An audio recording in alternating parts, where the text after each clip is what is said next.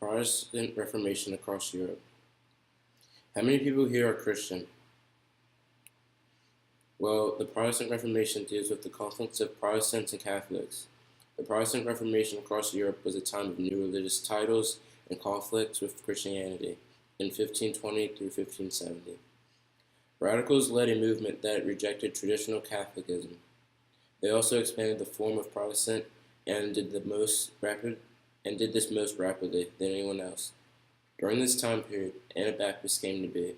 Calvinism came to be also, and there's a reform in England. Anabaptists and radical reform. In 1520, for pushing church reform too far, Luther was then condemned by the church. Protestant radicals attacked him for not going far enough. Radicals thought that the church should be there for the benefits of both women and men, but the ordained clergy is what they didn't like. Luther thought in understanding the Bible, people needed guidance, and he wanted people to be able to have their own Bible. Separation was wanted in church and state by the most of the radicals. Some think Christian and the world should be separated because of how sinful it is.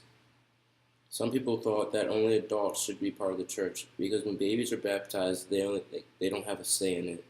This was later called Anabaptist. This is just voluntary baptism. Swiss, a city of Zurich, is where Anabaptists first emerged.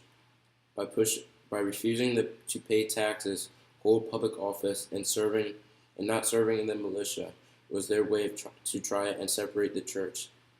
A death penalty was issued in 1529 if some held a separatist view of church-state relation.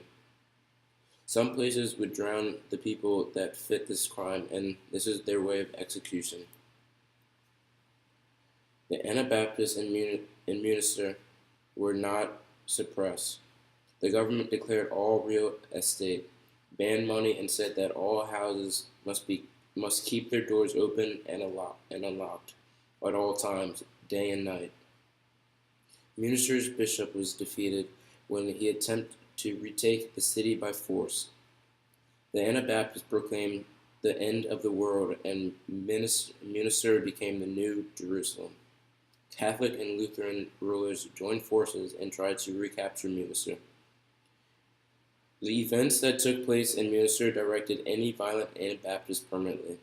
Radicals turned to leaders who denounced violence and embraced pacifism. For the people who led Moravia, Jacob Butler was the one who provided them inspiration, and Christian communalism continued and the economy prospered. The third major Protestant community was founded in the 16th century. To be out of the French authorities' reach, Calvin went to Switzerland. He then published the Institutes of the Christian Religion. The Institutes was basically a blueprint of Calvinism reform. Calvin argued that Scripture was the only source of authority for Christian and was condemning the Pope in agreement with Luther. He didn't like how Luther taught the priesthood of all three Christians. When Calvin joined Luther by translating books of poems in French into tunes, they then increased worshippers' personal participation.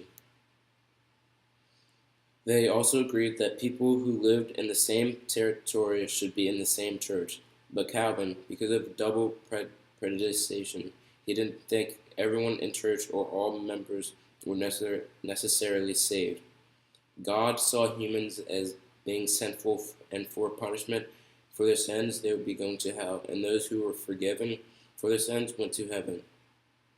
Geneva was a little city of the Reformed Church, so they called to Calvin to try to get reform to his liking. he argued and threatened for 14 years. Refugees trying to escape the persecutions of the French government helped Calvin's cause. In 1555, the Frenchmen took over Geneva.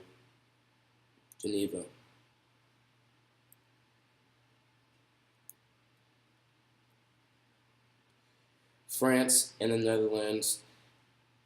In France, most Calvinists were in the middle class and people of the noble families. Jeanne d'Albret introduced Calvinism to a tiny kingdom of Navarre. 10% of the French population were Huguenots. 50% of nobles embraced this new faith. In the Netherlands, Charles V resisted Protestants.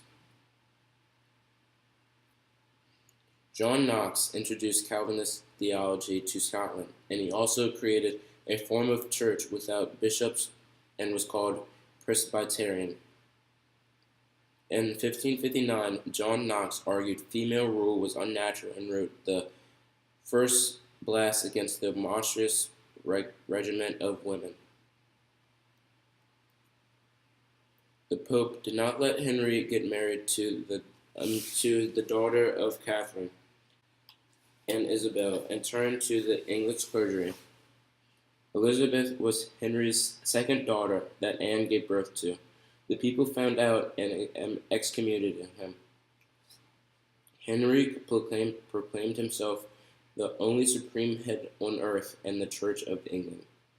In the act of supremacy, Henry had Anne beheaded. Henry finally had a son, Edward, after his 4 times of being married. He had 3 children, and they all ruled. Edward VI, Mary, and Elizabeth I. Henry died in 1547. Edward succeeded him when he was only about 10. So the Regency Council was created to govern in his name. The English Church made the Book of Common Prayers, and this was in their own language instead of Latin. It was a mixture of Lutheran and Calvin theology. Edward died at only 16, and Mary succeeded him. Mary did not like how her father divorced her mother, so when she became queen, she restored the Catholic Church. While queen, she executed around 300 Protestants, many of them Anabaptists. Did you know when you say Bloody Mary in the mirror 3 times, you were talking about Mary? Bloody Mary was her nickname because of how many executions she made. Elizabeth was Mary's successor when she died, and she ended the decade-long altercation between the 2 different groups of Christianity. Her reign was about 43 years, and Elizabeth, when she died, there started a chaos between all the different religions. This was a time of religious conflicts, resolutions, and new titles of Christianity. Thank you for your time and attention.